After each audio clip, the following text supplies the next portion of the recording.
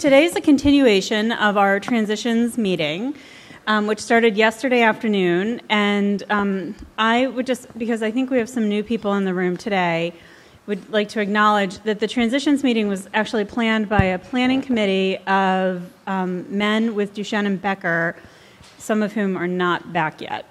I'm looking around the room and I'm like, maybe I'll wait to introduce them when they're all here. But we had 5 men, and I see a couple of them here, who planned this meeting, so I'll wait until they're all back in the room to reintroduce them. But yesterday was really a phenomenal meeting, and we're looking forward to a really terrific morning again. So yesterday we spent a lot of time talking about resources, benefits, finances for men as they transition into adulthood and are adults with Duchenne and Becker. We talked about independent living and access and gizmos and gadgets that help you access your world and make your world bigger as you grow into adulthood. And then we talked about dating and intimacy and relationships and marriage and family. And we talked about taking your health care into your own hands and being a medical advocate for yourselves and what those considerations are and what you should be asked by your physicians and what you should be asking your physicians. So that was yesterday. And so today, we're going to really take a step back from that, and we're going to look at what the other relationships in your family are if you're an adult with Duchenne, and what that looked like growing up and what that looks like as an adult.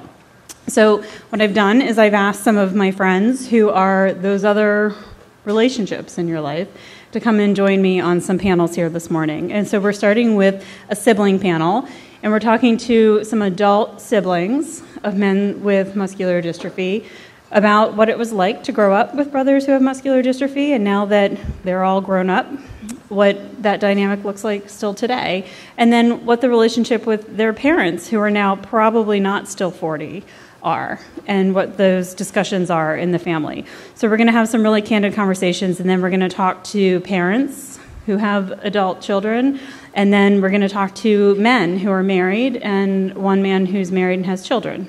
And so that's what this morning is. And then we're going to invite the men who planned this meeting to come up and talk about what they see for their futures. So that's what's going to happen here this morning. So we're really excited about what the end of this meeting looks like. So without further ado, we're just going to jump into what I'm calling thicker than water, the adult sibling panel. And I'd like, before we introduce Sheila and Christina, or they introduce themselves, I want to introduce the topic and frame it a little bit.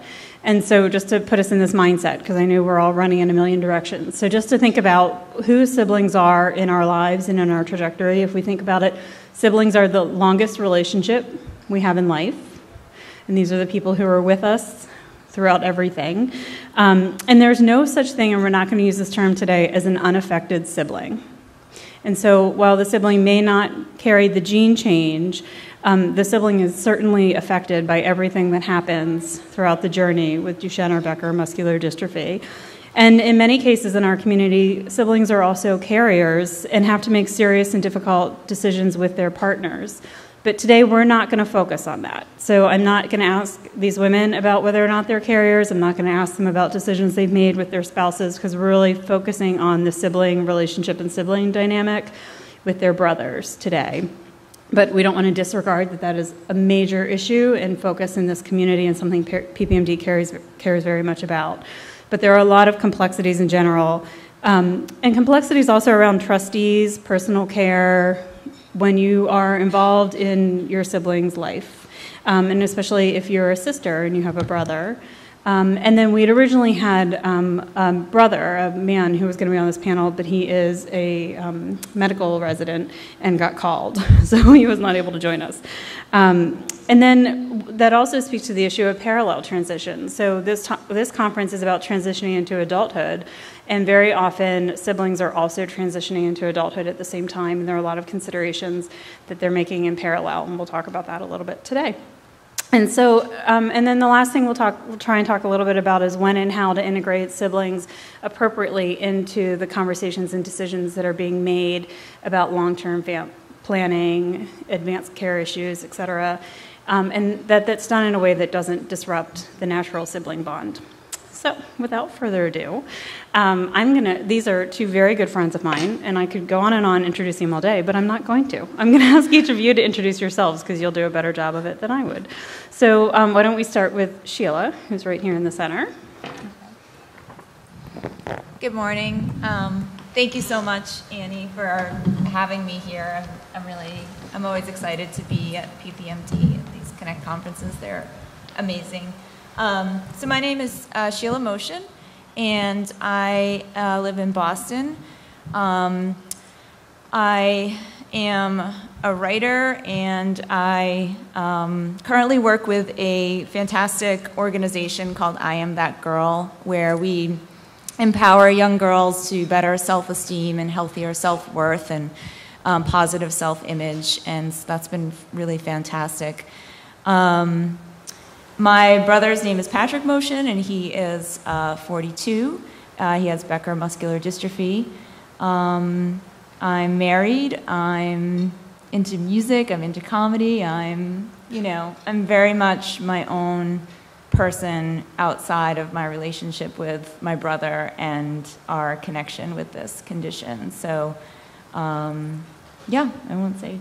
And can you just say in your introduction how far away you live from your brother right now? Okay, yeah. So my brother lives in New Hampshire. I live just outside of Boston. So we live about 30 minutes or so from each other. And I always knew I had gone to college and grad school. I went to grad school here at Georgetown, and then I went to Chicago to get my PhD. And I always knew I wanted to settle back in New England, and some of that was to be close to family, and we have some other family property that's very special to us in New Hampshire, and so I want to have access to that as much as possible. So, but I know we'll sort of get into this organically, but it was not a decision that I felt I had to make, but it was one that was very much in the fore of my mind when I was figuring out what I wanted to do, post-grad and sort of where I wanted to land. And I definitely wanted to be close to my brother as well as my mom, who is a widow. So that is also something that's important. Great. Thank you.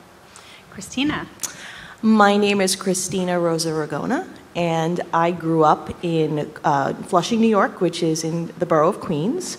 I have two siblings. My brother, Christopher, who's 2 years older than me, was diagnosed with Duchenne when he was 7. The diagnosis changed when he was about 12 to Becker's. And I also have a brother that's a year younger than me, 11 months younger than me. And he also is affected with Becker's. We grew up in Flushing in a very traditional Italian household. My grandmother lived with us. I lived there until I was 26 years old. I actually opted to go to Queens College, which wasn't too far from my home. My brothers actually also attended Queens College. In 1997, I married and I moved to Nassau County, which was about 20 minutes from my parents' home in Flushing. And then a couple of years later, my husband and I moved to Suffolk County, which is about 40 minutes away from where my parents live in Flushing. My brothers still live with my parents in Flushing, Queens. My brother Chris is 48. My brother John is 45. I am somewhere in the middle. I work for a children's hospital in Suffolk County. I do development work. Prior to that, I worked for a national health organization that supported neuromuscular disease research and services. So obviously, my brother's diagnosis has affected many parts of my life, many more than I thought. Once I had this conversation with Annie, I just really started to think about it and how it really has framed who I am as a person. And I'm very close with my family, my parents and my brothers. And I'm very happy to be here. This is my first PPMD conference. I'm looking forward to many more in the future and connecting with many of you and finding out your stories as well. Great. And just, I think you both answered this, but I just want to clarify. Do you have any siblings who do not have muscular dystrophy, either of you? I do not. Not that I'm aware of. That's for a whole different panel. So how would you guys both describe your relationships with your brothers when you were younger? So looking back. I think mine was very much like everybody else's. We were very close in age. We spent a lot of time together. We fought. We also, had a lot of mutual friends because of the closeness in age. We had a very, I think, traditional childhood. Yeah, same. Yeah, pretty conventional. We ran around and did stupid stuff. Him just being a few years older than me, I wanted to play with him and his friends, and so if they were playing Dungeons and Dragons or like taking their bikes in the woods, I would do all of that stuff. But yeah, very typical like little sister, looking up to her older brother. We fought more in adolescence, definitely, when we were in those wonderful wonder years. But yeah, pretty typical. All right.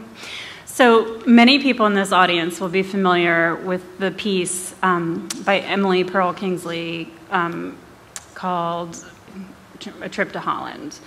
And it's about how when you're having a baby and getting ready to be a parent, you're anticipating going to Italy. And you prepare for Italy and you buy all the guidebooks for Italy, and then you have a child, and if your child has a disability, you realize that you've arrived in Holland and it requires an adjustment. And after a while, you realize that Holland is beautiful, and Holland has Rembrandts, and Holland has windmills, and Holland is really wonderful. And the piece is intended as written for parents. But if we stick with the analogy, siblings, really, they grow up in Holland, right? Your household is Holland, but you spend every day commuting in and out of Italy. And so for siblings, diversity really begins before breakfast, right, in your house. So can you think back and reflect when you first realized that your brother had muscular dystrophy or had a disability? When did it occur to you that what was normal in your house was maybe a little bit different and maybe the protective instincts kicked in? Can you talk about that a little bit? So I have to say that, so my brother was diagnosed very, very late. He was 12. And, this is 1980 whatever, so you have to cast your mind back to the limited resources and all of that kind of stuff. So it was very unusual, but that was, the story. So, but I think that the shift for me occurred after that, after we went through, he came to Boston Children's and had a muscle biopsy and all of that stuff, and came back. And so there was just sort of this, there was not a lot of discussion of this is a new, like, your brother has this thing. It was just sort of like, this is what we found out. This is why he walks slower. This is why he walks the way he does. His, gait was very different. And there was going to be a physical therapist coming to the house. That, and also he had casts for his legs to straighten them, and just he had casts for at night to wear. And so I think the equipment coming in was it was definitely something that was startling in a way. And then the physical therapist, she had worked at our elementary school, so I knew of her, and I remember seeing her in our school. But it was, her name was Jan, and it was, Jan is going to be with Patrick. And it was like the door was shut, and like, you're not a part of that, and like, and so having this person come in, this medical person come in, that was really where it started to feel like, oh, things are very different now. Like there was definitely a shift, and I really think it started with those elements coming into the domestic space. You know what I mean? That's great.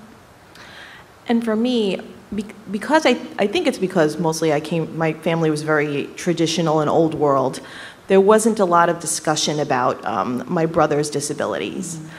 And, it was very organic, and you would see the changes, the physical changes, so you knew that something was different. But I remember when I was 12 years old, and I'd always felt because of that I really couldn't ask too many questions because you didn't want to rock the boat or upset anybody. But I remember when I was 12 years old, I had to do a report for school on some type of a disease or a disorder. And I thought, hey, I'm doing Becker's because I know everything about Becker's, right? My brother has Becker's. And I got the little purple pamphlet from the Muscular Dystrophy Association, and that was the first, I think, true sense of the disability and the progression of the disability when I read that and I did the report. But it really wasn't until then that I truly understood. I mean, before then, my mother would have to come to school. We went to public school in New York City, and the school was 4 stories. They wouldn't move the classroom for my brother. So I remember my mother would come to school 2 and 3 times a day to help him go up and down the stairs. So there were the physical therapists coming into the home. So there were things that you knew, but I didn't really know until I did all that research on my own. So how did that affect your relationships with your brothers, for better or for worse? How did that impact your relationships? For me, I think it really did give me a better understanding, and I could be a little bit more empathetic. But prior to that, there were some frustrations, especially living in a traditional Italian household. I was telling Annie, typically there's 2 kitchens. There's like one to cook in and one for show. And my mom would say to me, "Could you go downstairs and could you get the milk? Or could you go downstairs and get a roll of paper towels?" And I remember thinking, why am I the only one doing this? And in essence, I knew why I was the only one doing it. But it did affect it in that I had more empathy. And I stopped questioning some of those things, and it just became routine to me that this is the reason why I was doing it. I think for me, because I didn't have that experience of having a lot of knowledge, really like research-based or even casual knowledge. And I remember when he started working with a therapist, I remember saying to my dad, "Is this going to help Patrick walk better or write or something?" I said it like that. And my dad just said, "Yeah, that's what we're hoping." Like he just, And so there wasn't a lot of discussion of the, just the full spectrum of the journey. So, so for me, it was like almost not invisible, but it wasn't as something that I took into consideration in my relationship with him. So if he annoyed me, he annoyed me. If we fought, we fought. Like if he was a jerk, he was a huge jerk. And it didn't matter that he was, getting more tired easily or whatever. It was just like, F you. It was like to that when you're, when you're a teenager or whatever. It's like that. So no, and because he always has carried himself as that his physicality is part of who he is. It is not the thing that is sort of the all-encompassing thing. And so that has had its pros and cons where I have really forgotten, there's some extra challenges here. Like maybe he's not just being a jerk. Like maybe he's, moody and going through his own stuff. So there's been that kind of thing. I've had to remind myself, even to now, it's just like, that's a sort of trade-off of that kind of mindset that he's adopted, that we all sort of adopted around him too. So that's great. So you both touched on this a little bit, but I want to be intentional about this because it's a theme that comes up a lot for parents when we hear parents talk about it. So I'd really like to intentionally get the sibling perspective that for parents, as time marches on and the disease progresses, that a lot of attention has to be spent on medical issues and going to clinic, and especially if people are involved in clinical trials. And so there's time and energy spent on focusing on the individual in the family who has muscular dystrophy. Did you ever feel like that was unfair? Did you feel like there was more attention being paid to your brothers than to you? And how did you reconcile that? Did you resent that? Did you resent your parents or your brother for that? Did you feel like you were being integrated into that, or there was a normal balance in the family? Can you talk about that, or talk about how that affected your dynamic with your parents, with your brothers? Just talk about that for a minute, because I think that's really important for everybody in this room, regardless of who they are, to hear about that. I'm sure I'll jump in. No pressure. Yeah, right.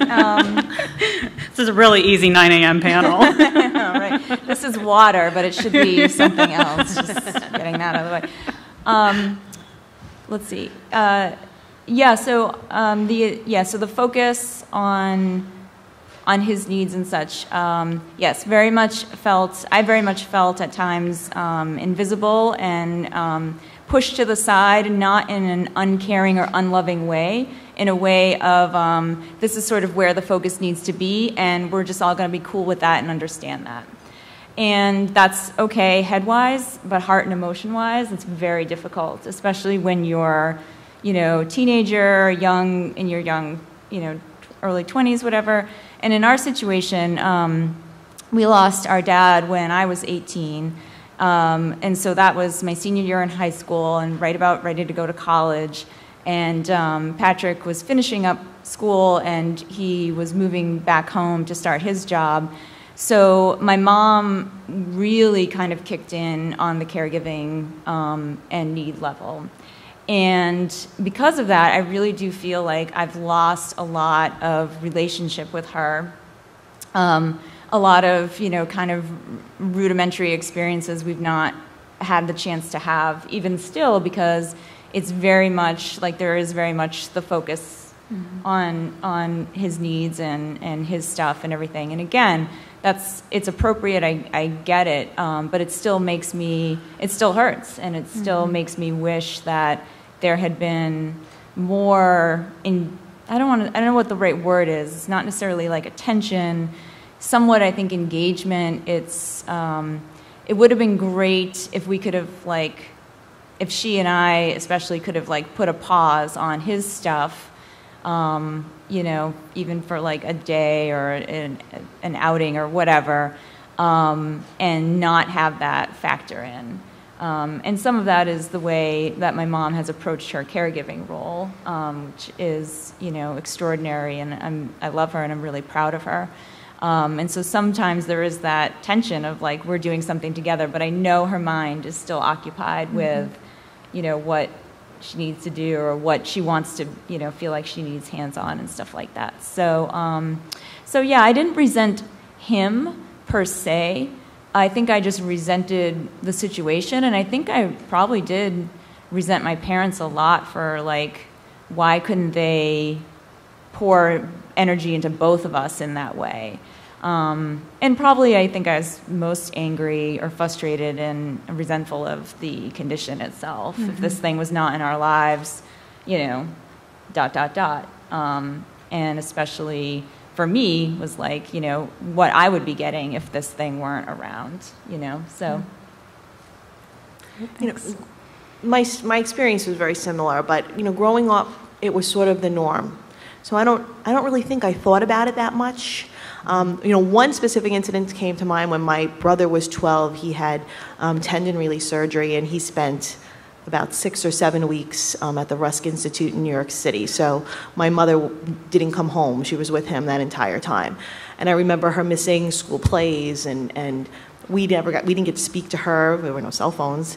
And I remember being angry then because I didn't really know what was going on, and I knew that she wasn't present for me.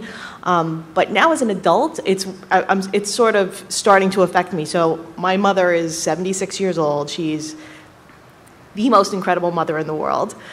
She's still taking care of both my brothers and my 86-year-old father. So there'll be times where I'll call to speak with her, and I get the 5-minute. I have to go now because somebody's at the front door and somebody's coming home and I have to help them in the house. Or she'll come to visit my girls and my husband and myself, and she's constantly looking at her watch because she knows that there's a certain time where she needs to get home because somebody might need her assistance. So I really do wish in those moments that she could be more present. I've tried to have the conversation with her, but my mother is very old school, and she took her role as caregiver to my brothers and now to my father very seriously, and it's sort of the way that she was brought up, and this is her responsibility. So I found it best to sort of I put it out there. And she knows how I feel. I feel better that I've said it, but I'm not going to expect, that much will change. But it's good to be able to talk about it and to be able to discuss it now with people that I know who have had similar experiences. And can I also just say too, I think as a sibling, I think it's really important to give yourself permission to be angry, to be hurt, to be, to have those feelings and deal with them in a healthy, productive way. And it doesn't mean that you don't love your family or, you know, all that stuff, but I think that pushing that to the side or saying like, oh, well, you know, they have so much else to deal with. What right do I have to be angry about it? You have every right because you're, you know, a human being. And I just think it's really, really important. I know that the way that moms as caregivers also don't give themselves permission to feel some of those uncomfortable feelings. I think it's definitely important for siblings too to have that. So I think you guys led us right into sort of adult life. So let's go there. So some parents some parents I've talked to have been very honest about their fears that for you, having a sibling with a disability could put a strain on your marriages, your ability to have children, what that would do for you as far as your responsibility for being caregivers. And then in conversations with both of you, with other friends that I have who are siblings, there are people who very much want to be a part of their brother's life and a part of their care network, and don't feel that that's at all a responsibility being impressed upon them, but a responsibility that they feel they have and want to take on. And so can you talk a little bit about what, first of all, the arrangement is in your family now, and what you've talked about as far as going forward in the future, and just reflect on that a little bit, and how that even had bearing on decisions you made about college and where you would move to. So can you just talk about what adulthood looks like for you and your brothers and logistically for your family? I mean, when considering college, I wanted to go to Cornell University, and I remember getting waitlisted and getting the letter in the mail, and I remember distinctively seeing the sigh of relief on my mom and dad's face, because I really think that, you know, they wanted to encourage me to go, but they really thought that staying closer for me would be more helpful to them. I opted to stay close to home. I opted for career reasons. I went to City University. They had a similar program at City University that I wanted to go to at Cornell. But I've continued to stay close. And, you know, when I met my husband, I put it out there very early on that, you know, my intention was to stay as close as possible to my family. I can't say that was always easy. My husband retired from the New York City Police Department about 2 years ago, and when he retired, he talked about wanting to move out of state. And it caused some stress. It really did. I mean, I said, you know, I was clear with you that I need to stay close to my family, that my parents are elderly, and that my brothers, you know, may need my assistance one day, and at least to help navigate their living situation, and I want to stay close by. And it took him a while, but he did come around to it. He understands. You know, he didn't grow up with it, so he couldn't fully grasp, you know, why it was that I felt the need to stay so close. And again, no one ever told me that I needed to stay close by. I mean, I guarantee you, if I told my brothers that I wanted to move to Timbuktu, they would say, you know, just give us the address, and, you know, we'll figure out a way to come and visit you. But I always felt that sense. I'm very close to them, and I wanted to be close to them, and I want my children to be close to them. But it has presented its challenges. I can't say that it hasn't.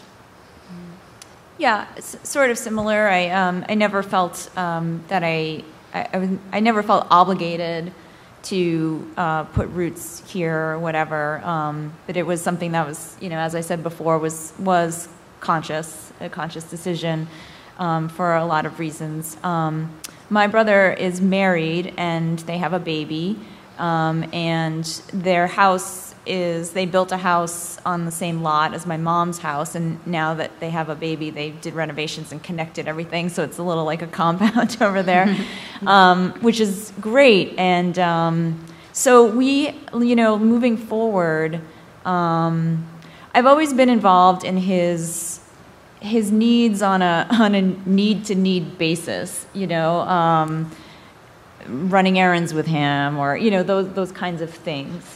And, you know, I don't know, I think if he were single, we would probably be starting to have those discussions. My mom is 73, so we would be having more of those discussions of what are some things that we can put in place when her transitions happen and she's not up to doing care stuff.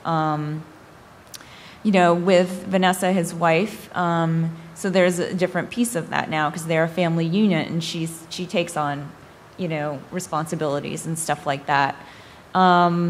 So I think, I don't know, I think that there'll be a lot of kind of organic situations like you were saying, a sort of, you sort of feel things as they come, or as you might say, well, it looks like maybe in a couple of years, this is going to be different, so we should talk about it now. But yeah, right now, we're sort of hands-in-ish. I wouldn't say we're hands-on, we're hands-in-ish, And I would say the same thing for my family, too. About 2 years ago, we finally went to go see an estate attorney, and a special needs trust was created for each one of my siblings. And we started the discussion about care when my mother feels that she's no longer able to provide that care. But the talks, they're slow going, and it's constant. It's constant conversations and constant prompting. But it's sooner than later. My brothers will need assistance from someone other than my mother, and I'm hoping that help comes sooner, because she is 76, and we'd like to see her live another 20 years if possible. So again, it's those discussions are just happening now. That's great. So we are almost at the end. We are definitely at the end. So I would like to ask you guys to, if there was one thing you could say to the parents who are here today, what would that be? Or what would you want parents who are here to know? Well, I know from my own experience, just because it was a much different time, there was less information. But to me, honesty and open discussions with everybody involved are so important. It's sort of how I've chosen to raise my children, just because I kind of always felt that I lived in the dark and I only knew half of what was going on, and I was always trying to get little pieces of information from all different places, only because I was afraid to ask. I'm sure if I did ask, I would have gotten an honest answer, but I didn't know that I could. So from my perspective, I would say open, honest discussions, and keeping everybody on the same page. I would say to make time for the sibling that is really their time, and really where you can really nurture their selves, and they don't have to be involved in every aspect of their siblings' experience, their siblings' journey with this. They're going to be involved enough in different ways, and they're going to have their own relationship with them, and they really need you to see them as their own individuals, their own people. They need the same care and attention that is completely divorced from the condition and from the realities of the condition. And from that, they need to know that you're on their journey with them just as hardcore as you're on your son's journey with them. So. And then what would you want siblings who are here to know?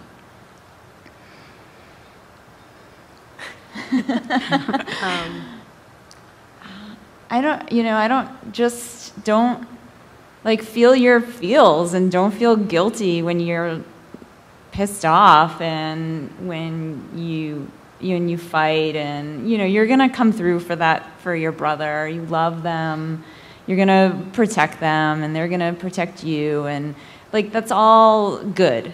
So so have your normal relationship with them, give them crap like they're gonna give you crap, and that's the way you love each other. That sounds very sadistic. I'm gonna be like, what kind of family was this? But what I mean by that is be real with each other, because trust that your bond is strong enough that nothing is gonna be irreparable. And you owe that to yourself, to have all your feelings in your regular experience, and have as much fun as you're having with your brother, and loving him and stuff.